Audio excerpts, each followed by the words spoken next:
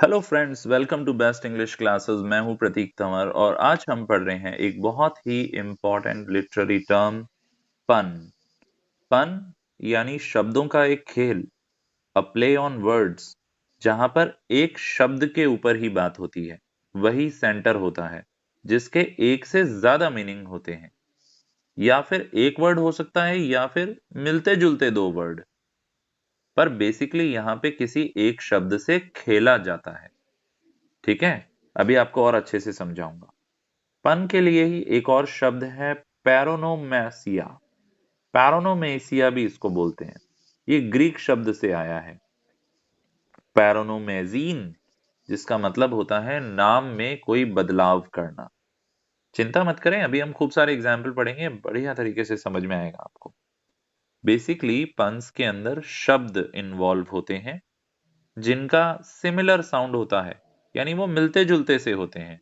वो होमोफोन्स होते हैं, यानी सुनने में बिल्कुल एक जैसे लगते हैं, पर उनकी स्पेलिंग्स थोड़ी सी अलग होती है और उनका मीनिंग भी थोड़ा अलग होता है। थोड़ा नहीं, बिल्कुल ही अलग होता है। और इसको यूज में लेने के बाद में जो भी आपका टेक्स्ट है वो थोड़ा सा मजाकिया बन जाता है, पर उसके अंदर एक डीप मीनिंग होता है। फन मजाकिया तो होता है, ह्यूमर तो होता है उसमें, बट ये आपको अलग तरीके से सोचने पे मजबूर करता है। अब सबसे पहले हम इसके कुछ एग्जाम्पल्स देखते हैं जो जनरल लाइफ में हमें सुनने को मिलते हैं या पढ़ने को मिलते हैं। जैसे कि her cat is near the computer to keep an eye on the mouse. अब यहाँ पे एक शब्द इन्होंने बोला माउस। अब माउस के दो मतलब होते हैं, एक तो चूहा और एक कंप्यूटर का भी माउस होता है, कीबोर्ड के पास में। तो बिल्ली उसके कंप्यूटर के पास बैठी है चूहे पर नजर रखने के लिए। तब चूहे के यहाँ पे आप दो मतलब समझ सकते हो, क्योंकि वो कंप्यूटर के पास में है तो हो सकता है वो वाला माउस हो या फिर कोई दूसरा असली का माउस हो। तो यहाँ पे इस शब्द के साथ राइटर ने खेला है। नेक्स्ट है, now that I have graph paper, I guess it's time to plot something. क्योंकि अब मेरे पास ग्राफ पेपर है तो अब मैं कुछ प्लॉट कर सकता हूँ। अब प्लॉट के कई मतलब होते हैं। एक तो ग्राफ पेपर के ऊपर भी जो आप बनाते हो वो एक प्लॉट होता है। दूसरा, जमीन के टुकड़े को भी प्लॉट बोलते हैं। और तीसरा, षड्यंत्र करने को भी प्लॉट बोलते हैं। तो यहाँ पे एक ही वर्ड को यूज में लिया गया है, बट इतना स्टाइल से कि समझने वाला उसका दूसरा मीनिंग भी समझ सकता है। तीसरा, दिस वैक्यूम क्लीनर सक्स। अब सक्स एक गाली की तरीके से बोला जाता है कि ये बिल्कुल घटिया है। और वैसे अगर देखा जाए तो सक का मतलब होता है अंदर खींचना। तो वैक्यूम क्लीनर का तो काम ही होता है मिट्टी को अंदर खींचना। तो यहाँ पे कौन सा वाला सेंस लग रहा है, ये उसने रीडर के ऊपर छोड़ दिया है, और रीडर को इससे पढ़कर आनंद भी आ रहा है कि कितनी मजाकिया बात है। नेक्स्ट है, क्या तुमने उस गाय के बारे में सुना जिसका लेफ्ट साइड कटा हुआ है? He is all right now. वो अब ऑल राइट है। अगर उसका लेफ्ट पार्ट कटा हुआ है तो अब वो पूरी तरीके से राइट है। अब ऑल राइट अपन वैसे भी किसी को बोलते हैं कि अब वो बिल्कुल ठीक है, और राइट का मतलब दायां भी होता है। तो यहाँ शब्द के साथ खेला गया है। नेक्स्ट है, I used to be a banker but I lost interest. मैं एक बैंकर हुआ करता था पर मैंने अपना इंटरेस्ट खो दिया। अब इंटरेस्ट का मतलब ब्याज भी होता है, और इंटरेस्ट का मतलब किसी चीज में रुचि भी होता है। यहाँ पे भी इस शब्द के साथ खेला गया है। Horse is a very stable animal. अब स्टेबल का मतलब स्थाई भी होता है, और अस्तबल जो होता है जहां पे घोड़ों को रखते हैं उसे भी स्टेबल कहते हैं। Geometry is so pointless. अब पॉइंटलेस का मतलब ये भी होता है कि जिसमें कोई पॉइंट नहीं हो, और जो ज्योमेट्री में लाइंस होती हैं। और पॉइंटलेस का मतलब बेकार और बिना अर्थ का भी होता है। तो यहाँ इन सातों एग्जाम्पल्स में हमने देखा पन का यूज हुआ है। एक एग्जाम्पल मैं और बताता हूँ आपको जो इसमें नहीं है।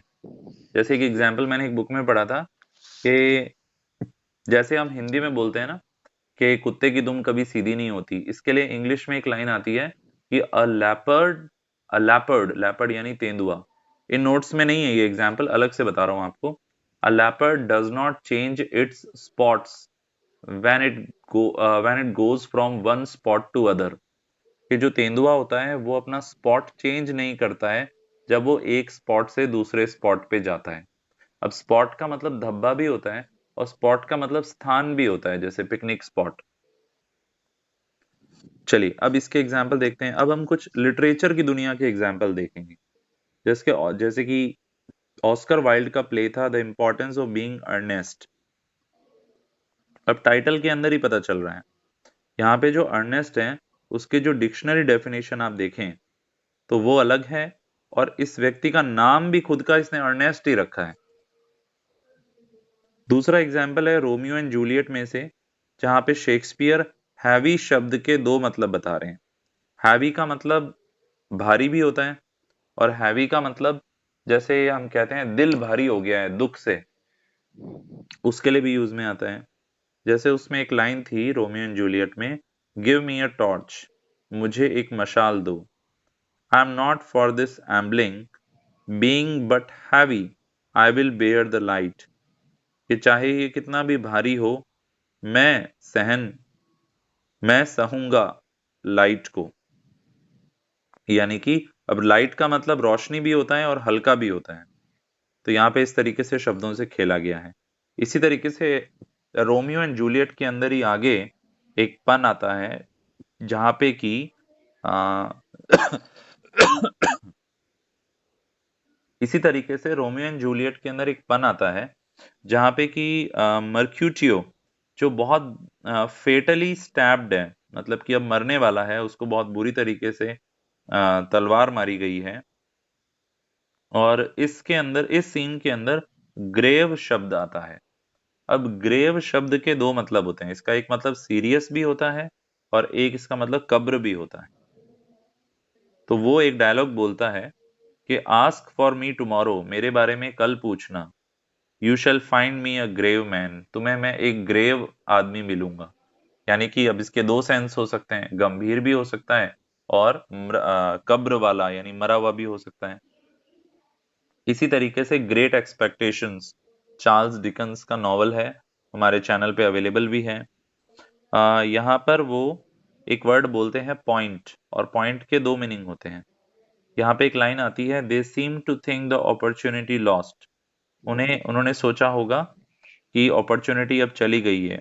If they fail to point the conversation to me, अगर वो मेरी तरफ कन्वर्जेशन नहीं कर पाए, every now and then and stick the point into me. Point के दो मतलब होते हैं, एक तो किसी बात को पॉइंट आउट करना और एक किसी की तरफ उंगली उठाना। तो यहाँ पर भी ये पन है। एक और एग्जाम्पल है, क्रिश्चियन लोगों को एक पन पता है जीसस के बारे में, कि upon this rock I will build my church. तो यहाँ पे जब ये लाइन आती है तब यहाँ पे पीटर के बारे में बात हो रही है, क्योंकि पीटर का ग्रीक भाषा में मतलब भी होता है रॉक। तो जब ये लाइन आती है अपॉन दिस रॉक, तो वो रॉक के बारे में नहीं, वो एक्चुअल में पीटर के बारे में बात कर रहे हैं। फिर एक और एग्जाम्पल है, लुइस कैरोल का लिखा है एलिस एडवेंचर्स इन वंडरलैंड। इसके ऊपर आपको मूवी भी मिल जाएगी, आप जरूर देखें, एलिस इन द वंडरलैंड। तो एलिस यहाँ पे दो शब्द हैं, टेल और टेल, इसमें वो कंफ्यूज हो रही है। टेल का मतलब होता है जो TALE है, उसका मतलब होता है कहानी, और TAIL का मतलब होता है पूंछ। तो यहाँ पे एक चूहा बोलता है कि मेरी वाली तो एक लंबी और दुख भरी टेल है। अब वो एलिस की तरफ देखता है और एलिस आहें भरती है और बोलती है, हाँ ये सच में एक लंबी पूंछ है। तो वहां पे वो टेल के बारे में बात कर रही है, TAIL। तो यहाँ पे हमने देखा कि यहाँ पे इसका पन हो गया, क्योंकि चूहा अलग बात कर रहा है और वो एलिस अलग बात कर रही है। फिर एक नॉवल आया था व्लादिमीर नाबोकोव का, लोलिता। तो लोलिता अपना नाम चेंज कर लेती है और अपना नाम रखती है डोलोरेस। और ये वर्ड भी दो मीनिंग रखता है। लैटिन भाषा में इसका मतलब होता है पेन, और इंग्लिश में इसका मतलब होता है डॉली यानी डॉल। उसका निकनेम भी डॉली होता है इसमें।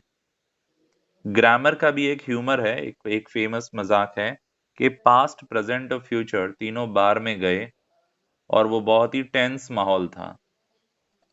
अब टेंस हम लोग ग्रामर में भी टेंस पढ़ते हैं, और टेंस का मतलब सीरियस भी होता है, टेंशन वाला माहौल भी होता है। तो दोस्तों ये था पन। उम्मीद है आपको समझ में आ गया होगा। Please like share and subscribe. इसी चैनल के ऊपर सभी लिटरेरी टर्म्स अवेलेबल हैं और 750 से ज्यादा इंग्लिश लिटरेचर के वीडियोस अवेलेबल हैं। साथ ही स्पोकन इंग्लिश और ग्रामर के भी वीडियोस हैं। सब्सक्राइब किए बिना ना जाएं और बेल बटन को हिट करें ताकि सभी वीडियोस आप तक पहुंच सकें। फिर मिलेंगे एक और टॉपिक के साथ। कमेंट बॉक्स में अपना फीडबैक देना मत भूलना। Thank you so much.